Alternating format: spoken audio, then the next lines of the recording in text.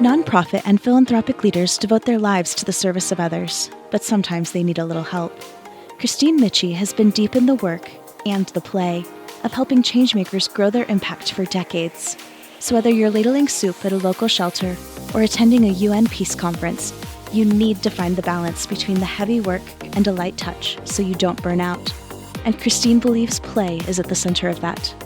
Welcome to the Playful Podcast, bringing fun to the serious work of changing the world.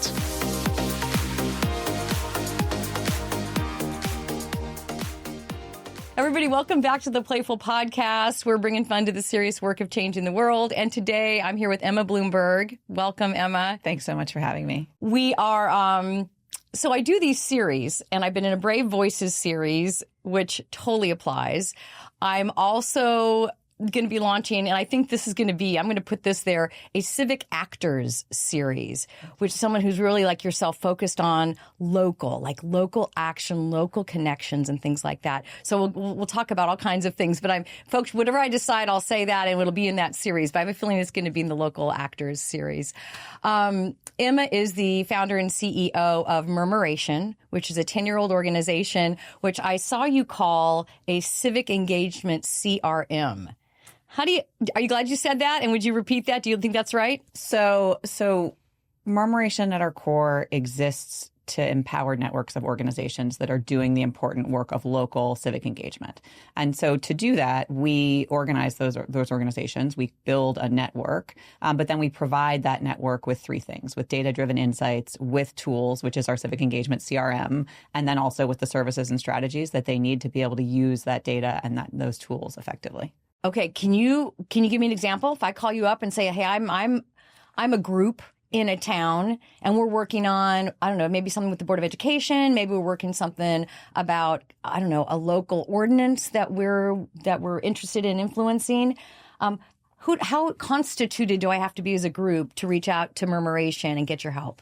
Some of the organizations we work with are as small as, one, maybe two actual sort of staffers, and then volunteers that they have sort of doing the work on a day-to-day basis. So it's important for us to have a partner, right? We don't actually go into communities and do work. We want to work with someone who is on the ground, who is speaking authentically for that community and with that community. So that has to exist in order for us to be able to do our work. But beyond that, again, some organizations are tiny and working in a 10 square block radius, and others are national, working in multiple states and trying to drive change on policy levels in different geographies. Is it typical? We're getting right into it. We're going to talk about play and all that good stuff too, but I got a lot of questions. I love it. So, and folks, Murmuration, let me see if I got this right, is the description of, the concept of birds in flight that flock in formation. And does it also include, or is this what I perceive when I'm watching birds doing that they share the lead and there's sort of a rotation of leadership in the flock?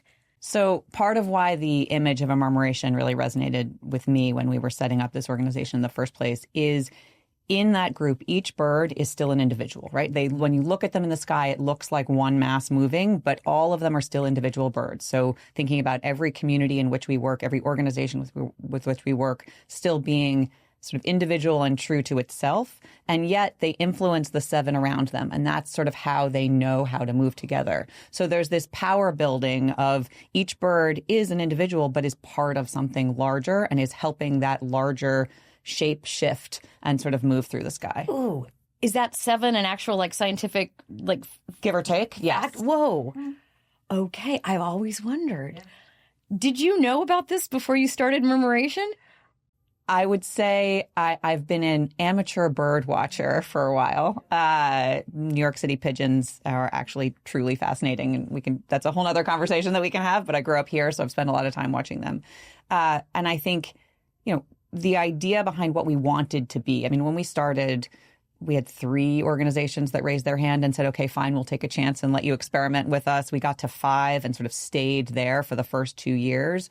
So there wasn't a whole Murmuration, right? There wasn't the ability to think about how each of those organizations could be influencing each other and moving as one. But that was always the goal, right? What does it really look like to unlock the power that exists in communities across the country to elevate it and then to let those people and those organizations actually help each other and continue to drive forward on their own priorities.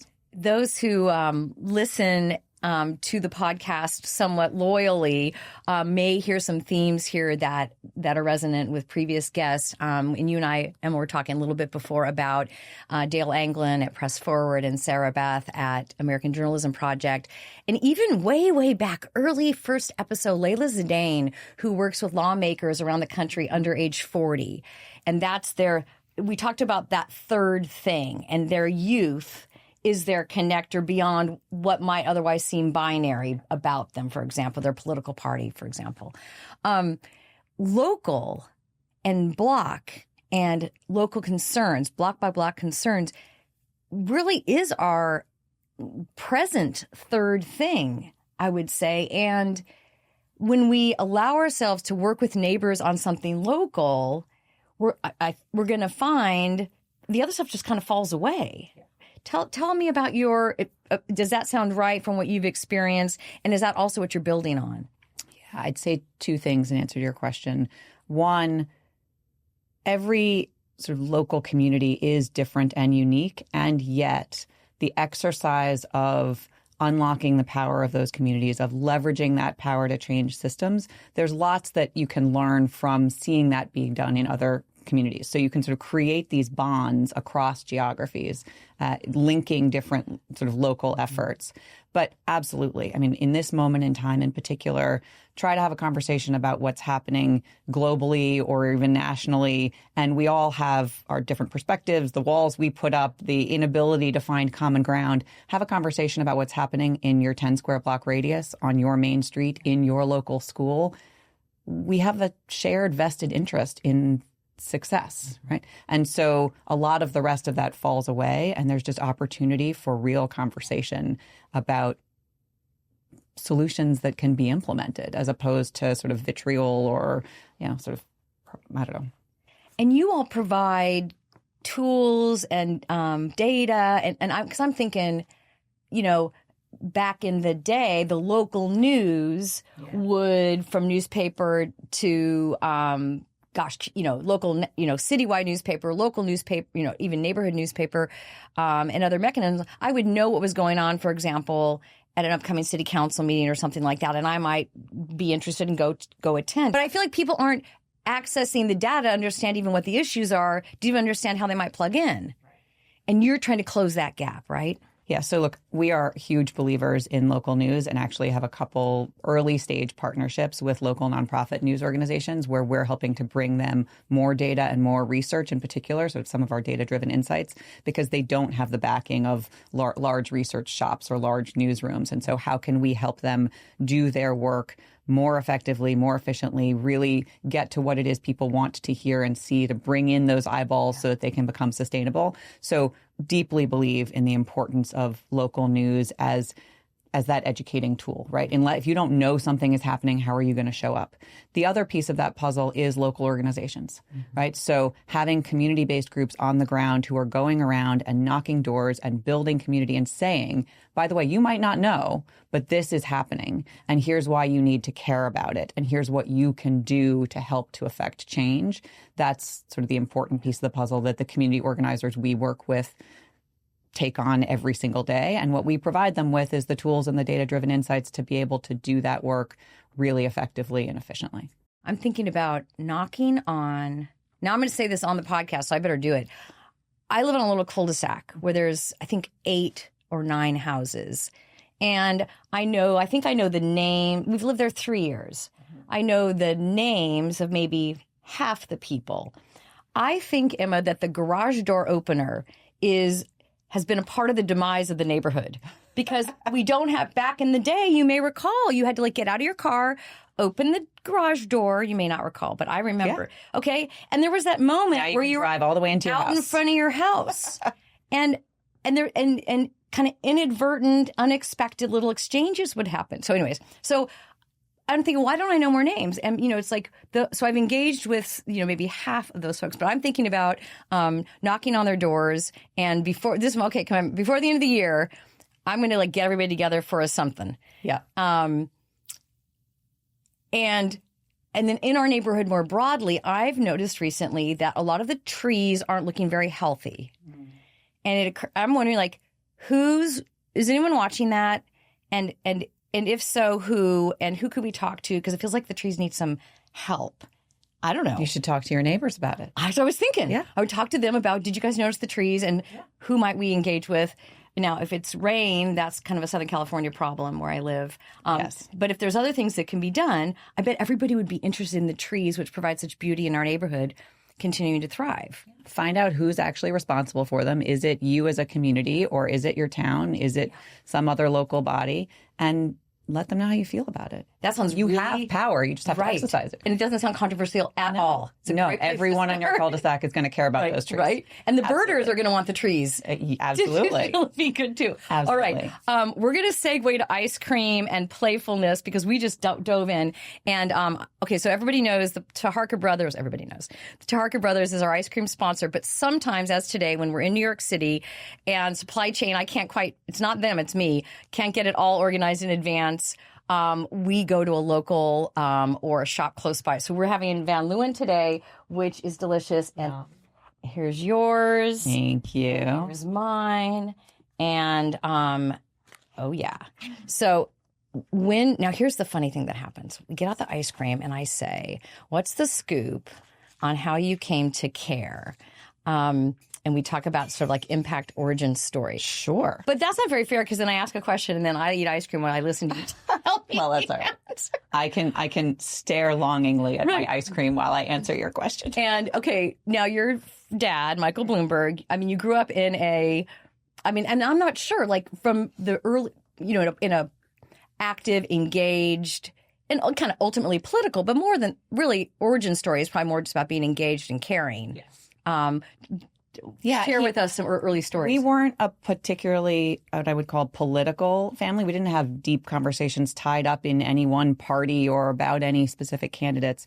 It was much more grounded in civic engagement and in a belief in the potential for this country, right? My father was brought up as someone who believed that what we thought of then as the American dream, the sort of if you work hard, you can achieve anything, that was how he got to where he got, right? Local public schools were how he got his education, and civic engagement and giving back to your community was part of every conversation. So every election, he took me with him to actually vote. And this was back in the day when you had to sort of flick all the switches and then pull this big lever. Yes. Every July 4th, the New York Times would reprint the Declaration of Independence.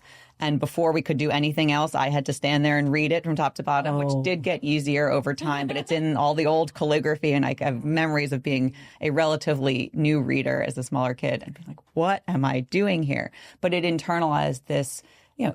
If we are American, if we believe in this country, if this is where we're choosing to live, then we have a responsibility to make it a better place and to help it live up to this potential that we all sort of take for granted, but that actually for most is not a reality, right? I mean, we talk about the importance of everyone in America being able to live free and healthy and dignified lives. That's not a reality for everyone, right? We have not achieved the promise of America. Maybe this is more than you understand, but when I was early in college, at one point I thought maybe I wanted to be a lawyer, right? And I went to my father. I said, I don't know, what do you think? Could I be a lawyer? And he said, you can be whatever you want to be. But if you decide you want to be a lawyer, why don't you think about being a public defender? Because we as a country believe everyone has a right to high quality legal representation, regardless of whether or not they can afford it. And that's not actually a reality for everyone, right? And so how do we think about sort of democratizing access to the things that those of us who can afford it take for granted in this country? And okay, now you have I get to take a little bit of that. You're having mint chip, right? Which unfortunately maybe means chewing, which is that's good. I'll come chewing on the podcast. This is I have caramelized banana honeycomb, so it's like banana and honey together. This is so good, right? Thank you. Mm-hmm. Wow. It's so fun. Oh my goodness. So I like you, early kind of. And gosh, political kind of small p. I thought my first campaign was when I was 8, but then my mom was telling me as I was sharing with her, because I think I'd said that on the podcast, she goes, actually, you were 4. And we went door to door for Tom Bradley, who was running for mayor of Los Angeles the first time. He didn't win that time, but subsequently did. And then my mom telling the story. I'm a big bumper sticker person, and it turns out there's an origin story around a bumper sticker that my mom saw on a neighbor's car. My dad had just returned from Vietnam. He was in law school at UCLA. We were living in married student housing, and a neighbor's car had a bumper sticker that said "Another Mom for Peace," and my mom kind of thought, well, I know my husband was, in Vietnam and is a Marine, and but I'm for peace. So what's really cool, and you'll love this because this is a local experience, like a local story. So she went, they knew them, they knew this other couple. She went and knocked on the door and said, I was interested in talking about your bumper sticker. They invited him over for cocktails. This is the late 60s. And they had kind of whatever a 1960s kind of cocktail party would look like. And we kids all played while they talked about my mom's curiosity about the bumper sticker. So my mom wasn't afraid to go ask that question. It didn't signal that they couldn't have a conversation. She saw it as an invitation. I bet that's what you're trying to do. Yeah, and the sad truth about it is that in lots of communities around the country, people are afraid to go and have that conversation, right? I mean, we've become so polarized and so fixated on what divides us. We had this conversation with some of our staff members at a virtual all-staff retreat recently, where one living in Arizona said, look, sometimes I'm just afraid to even raise them. I can't have a conversation with my neighbors and maybe try to, change their minds or learn about their perspective because I'm worried that from the beginning I might be in danger, right? And so this feeling of threat really does limit the ability to do that. And getting back to a world where we can say, hey, neighbor, what do you mean by this? Can we have a conversation about it? Is so important for the health of this country. My current bumper sticker, chosen really carefully, is a peace, a hand peace sign, and it's red, white, and blue stars and stripes. And I drive around thinking that I'm sending this kind of not double. Well, why would that be a double message? It's a single message. It should be, yes. And I'm wondering, I wanted to not be in people's faces, but I also kind of wanted to indicate that I'm for peace. Yeah. And I'm for America, and I'm for peace in America together. And so, I keep thinking someone's going to leave me a note saying, where'd you get that? Or not. I want one of those. And I bought a few extras. They're in my glove box. Right. I love it. I love it. So, okay, let's talk about, you just mentioned that you did an all-staff retreat. Mm-hmm. So that's a place to possibly think about play and joy in terms of how you run the organization and keep your spirits up as you're doing this serious and important work. Yeah. So I get so much joy from our team, right? The people that I get to work with on a day-to-day basis are truly incredible, dedicating their lives to civic engagement in communities across the country. We are a remote-first team, right? We're spread out all across the country, so we don't get to spend a lot of time together in person. And that means we have to find all sorts of other ways to be playful and make connection that aren't just about showing up in meetings on Zoom and then going back and doing your work, right? So when I think about, we use Slack as our main form of communication. Yes, there are channels that I have to keep on top of because of the work that we're doing on a day-to-day basis. But, we have a channel with all the moms, and we use that mainly for, the only way I could get my kid to eat breakfast on Sunday was to put sprinkles in the waffles. Is that okay? Right? And it's sort of this... Juice Box Chronicles. Exactly. We have ones about pets. We have show and tell where people just share sort of their creativity. We've got knitters and woodworkers and all these people doing DIY home projects. And there's this, ability through these different channels to get to know people in a human way. And that's where the joy and the playfulness comes in. And that's also how you build trust. So that then when we're in the trenches together, when something is hard, we've got that well of trust and understanding that allows us to sort of draw on it and fight through that difficult time together. We were talking a little before we got started, and folks, podcast fans, the Playful podcast fans will certainly know that we talk a lot about how, so I'm thinking back in the day when team building retreats were a brand new thing in the say 70s, 80s. And there was the trust fall and the trust walk and things like that, which, the first time you ever did one of those, it was pretty spectacular. And then it kind of became a little bit like a poster in a break room. It didn't feel very significant. But I think in its essence, it's still the same thing, right? We're trying to like find a way to connect that will buoy us, right? Especially when, and another, I guess they're both aquatic kind of metaphors. The other one's like ballast, like in a ship that like you and I know because we know each other, that we can sail through, right? We can have steady waters because we've spent some time getting to know each other and connecting. Yes. How many team members do you have around the country? Yeah, we're about 120. At the Whoa. moment. Yeah. But sorry, just on the subject of play, you're just reminding me the last time we were all together, one of the exercises we had to build, it was who could build the tallest structure using pasta and marshmallows. Oh, good. Right, in teams, because it was sort of bringing together, we have 40 engineers on our team. So we have these engineers who are like, I know how this can be done. And then we've got our, creative writers and sort of all of the different kinds of people, and thinking about how do we problem solve in a game? It was our version of the trust fall. How do we build the tallest structure with pasta and marshmallows? Do you remember how tall the tallest one was? It was a couple feet. It was not the one. Nice. Yes. Yeah. Were they using long spaghetti? It was spaghetti. It was spaghetti. Yeah, so spaghetti. It was people fragile. The people who built the tallest one broke the spaghetti into smaller pieces. Oh, it was stronger. Yeah. Oh, exactly. That's probably a metaphor in there somewhere. Exactly. Right? Yes. Get back down to local. All the things. There you go. We do at Impactful, my consulting practice, we do we call it provocative joy retreats, and one of the activities that I love is we do impact haiku, where people are given 5 and 7 syllable little strips of text, and they have to find, if I've got a 5, I find you have 7, because you may all recall 575 is the pattern for haiku, and then we write a third line together and other stanzas together, having found each other, and similarly, like you just like anything that like another thing to talk about or another way to connect. Yeah. All right, so now I'm going to ask you, who's the most playful person in your life? I love that you are so focused on play. I think the older we get, that's not true.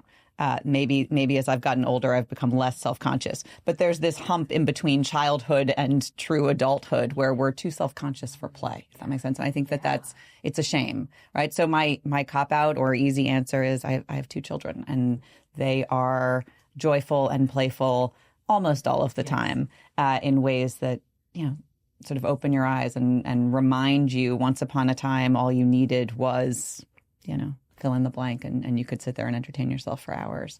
But I've been lucky enough, even just last weekend, I'm a golfer. I was playing golf. I was paired up with a woman I've never played with before.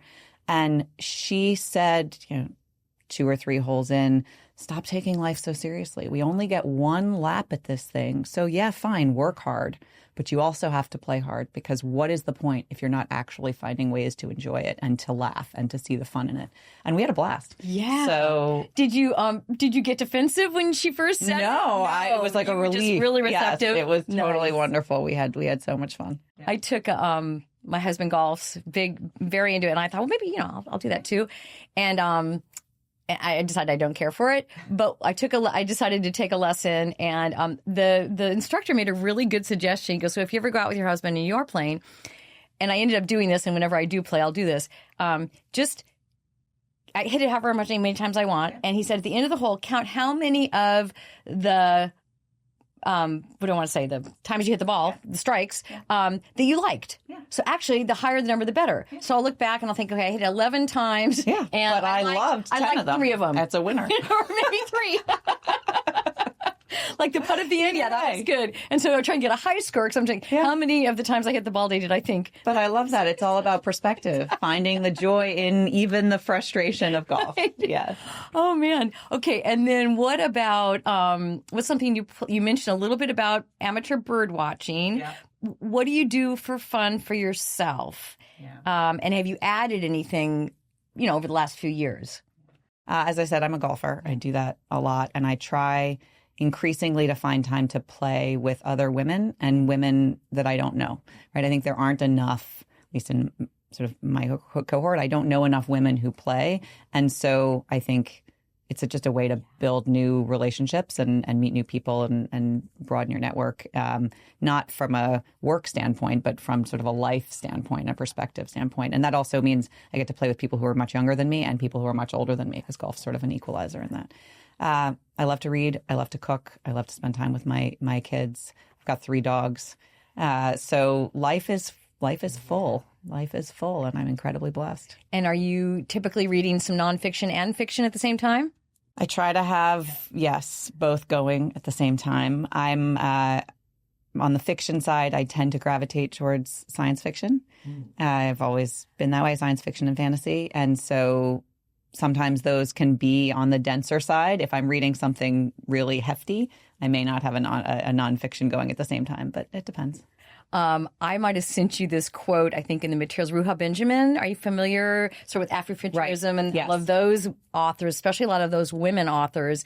Her quote in Imagination Manifesto that I shared was roughly, if I can get this right, those who control the resources control the imagination. And it made me think about, and I think I will ask you, do you think that's so with data as well? Those who control the data control the imagination. And what can we do about that? And what are you doing about that? Yeah, look, I think that is so core to why we exist, right? I mean, one of the reasons, there are any number of reasons why it's hard to shift the status quo. One is there's always some entrenched entity that has a vested interest in keeping it there.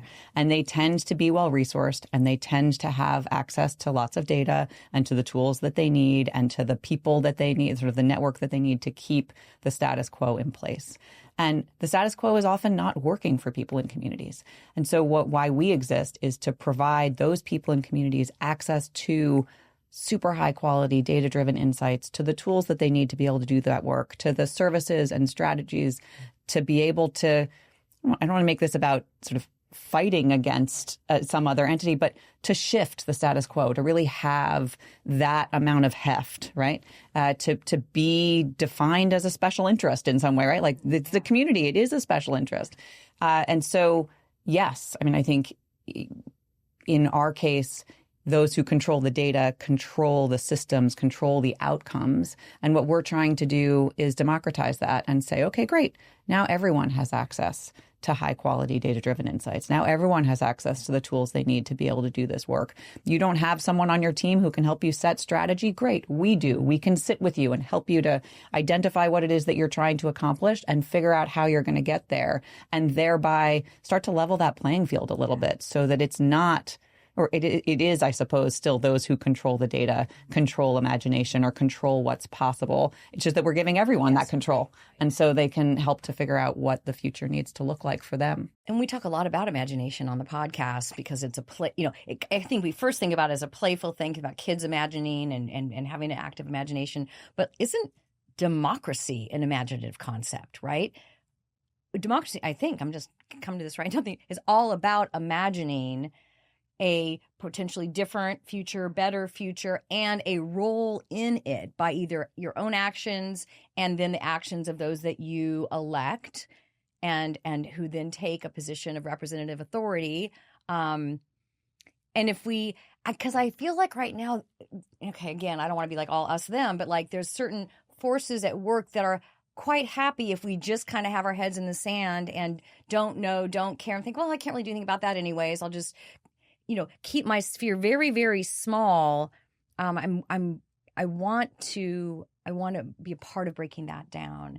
And your data are the tools we can pick up as we look out beyond our front door, front yard, blocks. So I love that you're tying this into democracy. I mean, democracy is at its core a system founded on faith, right? If you don't believe that your voice matters, you're not going to participate. And if you're not participating, it's not democracy, right? And so how we can help people in communities, and this is the role of community-based organizations, but we then provide them with the tools and data and services they need to do that work effectively. How we can get people in communities to believe again that their voice matters, that they can affect change, that there is the potential for things to be different if, and only if, they actually raise their hand and say, I want this to be different and I'm going to fight for it to be different. And we see this time again. We have a new-ish program called Civic Pulse, where we talk to 500 people across the country every day in open-ended questions, asking them what's giving them hope, what's keeping them up at night, what are they thinking and feeling? And then we start to look at that data. Any one day, 500 people across the country, it's a rounding error, but day after day after day, we start to see these kinds of trends and themes. And over and over and over again, we see that people who have sort of found that faith, who have seen that if they participate in their community, if they go knock their neighbor's door and ask for help with the trees and actually save those trees, that they believe again in potential and they want to do something else. They feel more connected. They feel more hopeful. They see a brighter future, and they understand that it doesn't exist today, but they believe that they can have a role in shaping it. And that is core to a functioning democracy. How much of your work is sharing success stories? Because I may not have had that success yet in my neighborhood, but for example, your group in Memphis, I'm seeing others that are. So that gives me confidence to keep going. Yeah, for sure. So we talk a lot about the importance of being able to share examples of where you've seen progress be made.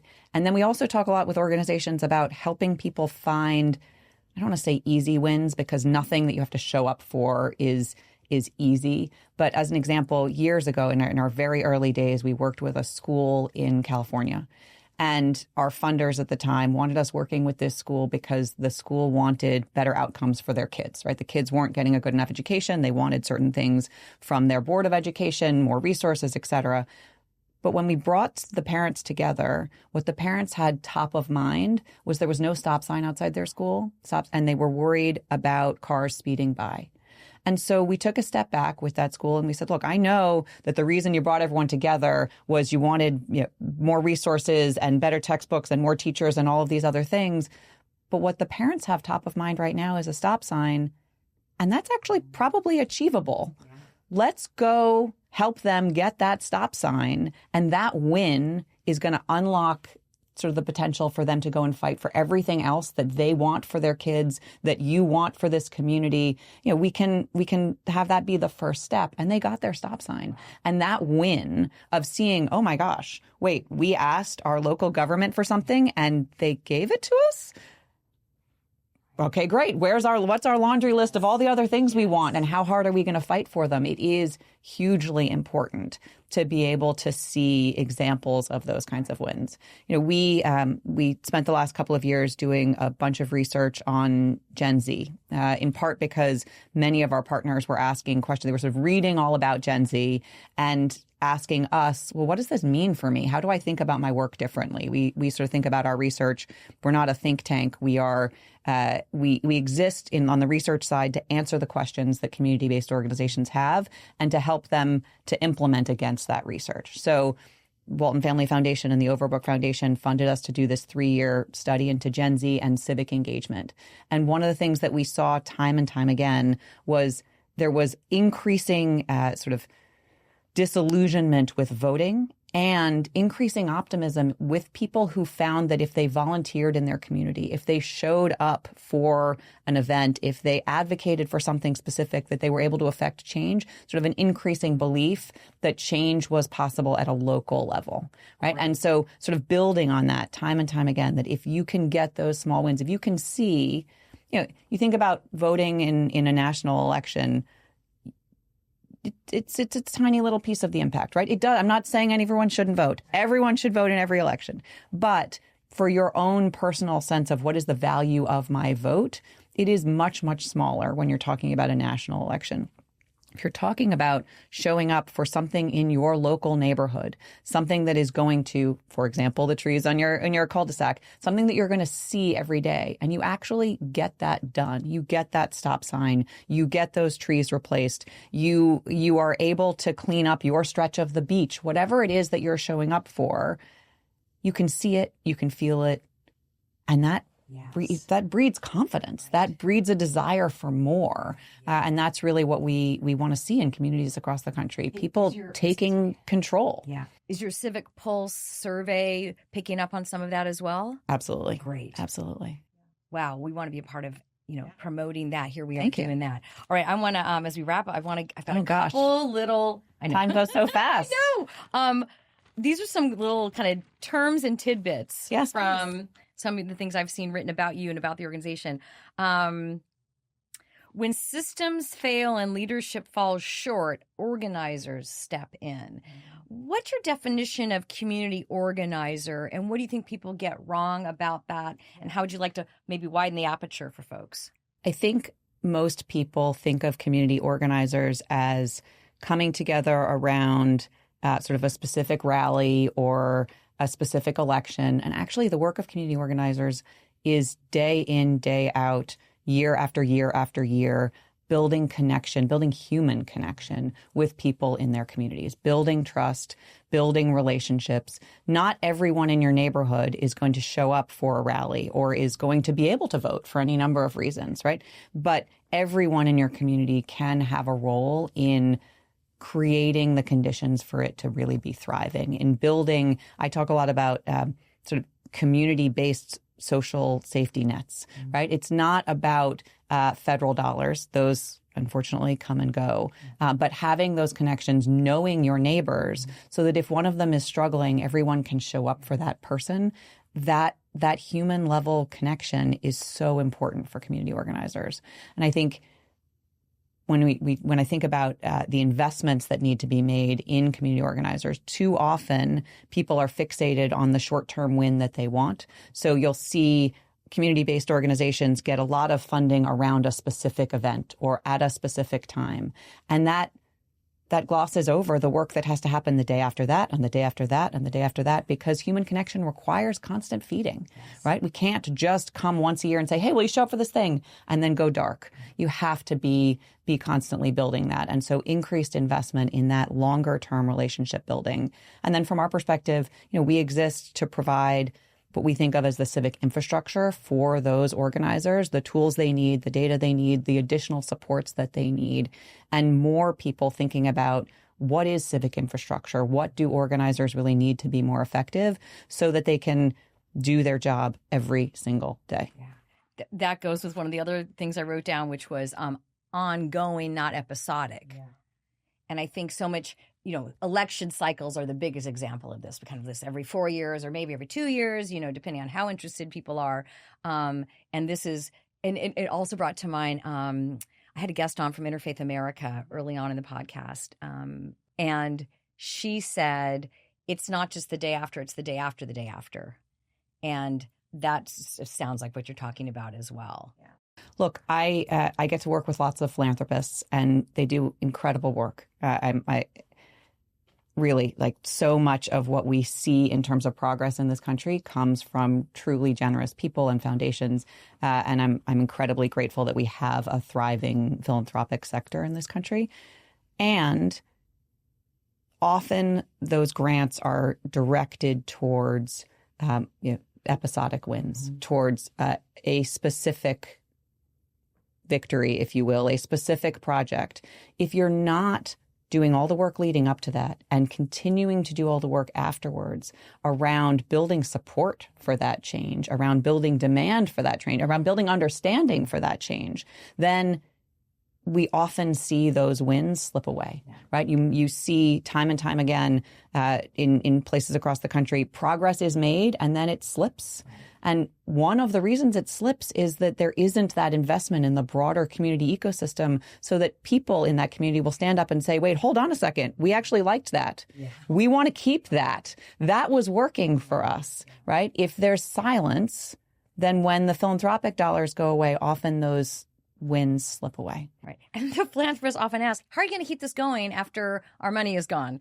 Which is a fair question, but it kind of reinforces the cyclical and episodic nature that we've kind of gotten used to, which is not You had you mentioned Sarah Beth from American Journalism Project. One of the things that she and I have talked about on this is, yes, philanthropy is hugely important in local journalism and in nonprofit news, but it can't be and shouldn't be the only source of funds. You have to be able to connect what you're putting out there to demand from people and communities. So we have some partnerships with local nonprofit news organizations, Deep South Today being one of them, where we are really trying to help them create that connection.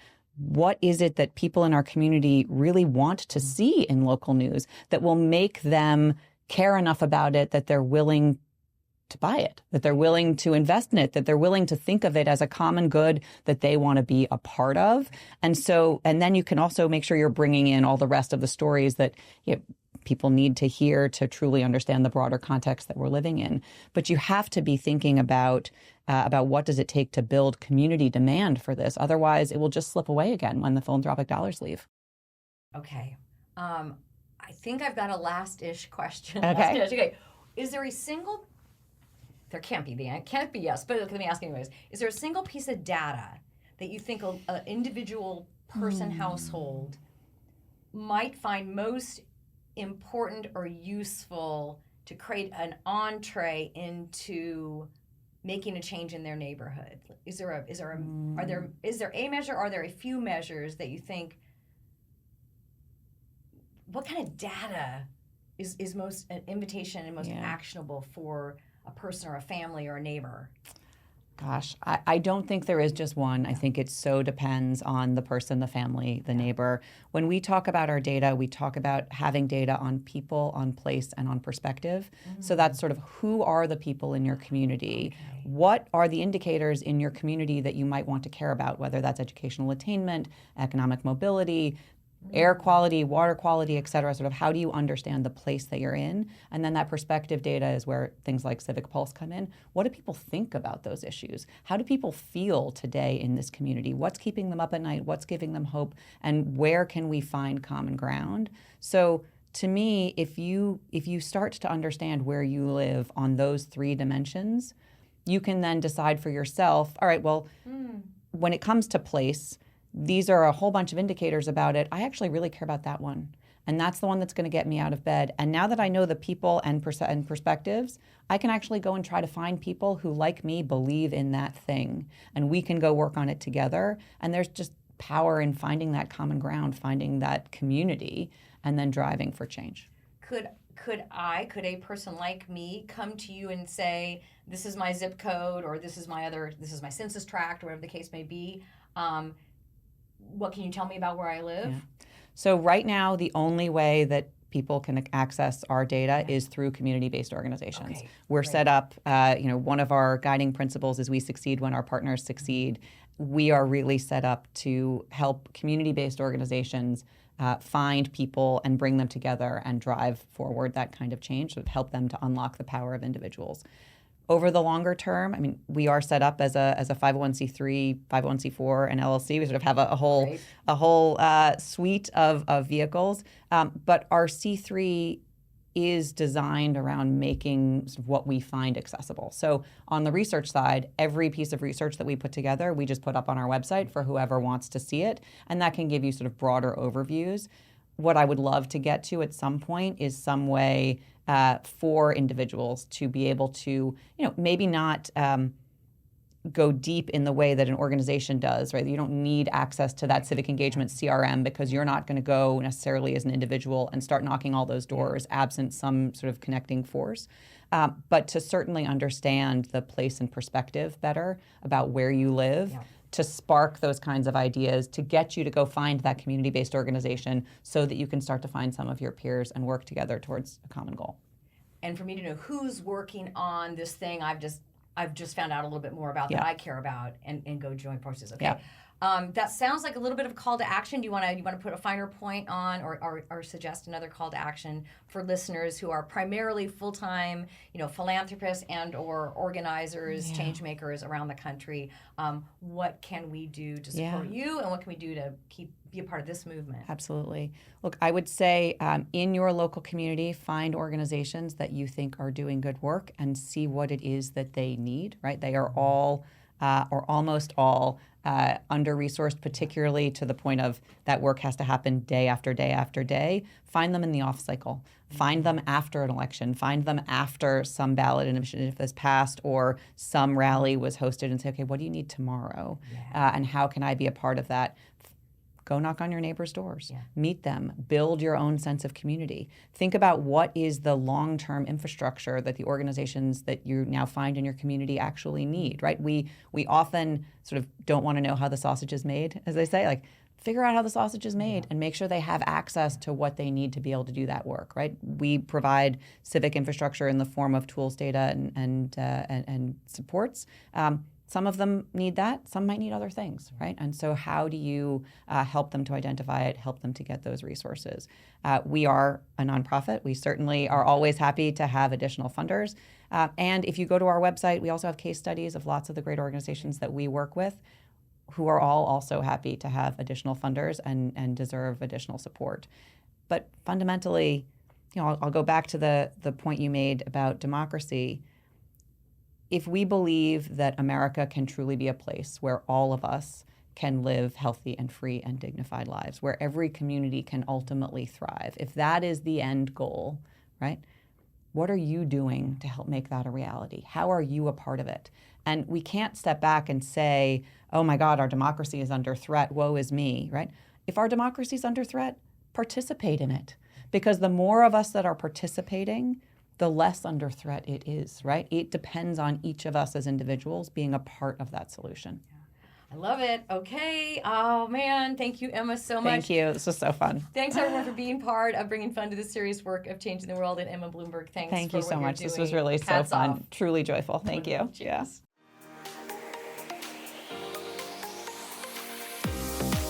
Hey, everybody. Thanks so much for listening to the Playful Podcast. If you enjoyed the show, please rate and review it on Apple, Spotify, or wherever you get your podcasts. And if you know of a leader or organization that's doing good in the world and you'd love to help us help them amplify their message, I would love to have them on the show. Go to the show notes and click there, or go to impactfulinc.com/contact. And that's impactful with 2 L's, inc.com/contact. And let us know who you're thinking about. Can't wait to see you next time.